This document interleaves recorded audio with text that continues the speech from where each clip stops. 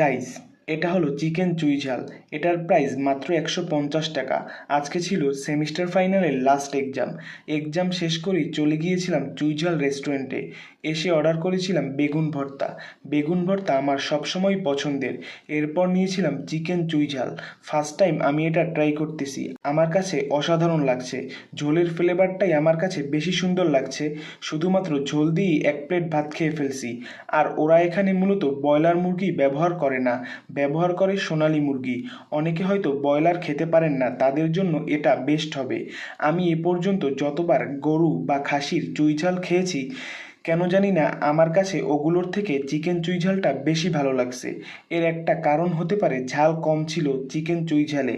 যদিও আমি ঝাল খেতে পারি না, কিন্তু নাম যেহেতু চুই ঝাল, তাহলে ঝাল তো অবশ্যই থাকবে।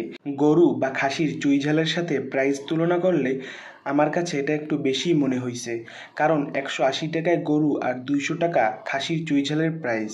আবার অন্যদিকে মোটামুটি ভালো একটা রেস্টুরেন্টে 120 টাকায় পাওয়া যায় চিকেন রোস্ট। শুধু এই ব্যাপারটা ছাড়া আর সব কিছুই ঠিকঠাক ছিল। এই ছিল আজকের ভিডিও। দেখা হবে পরের কোনো ভিডিওতে। আল্লাহ হাফেজ।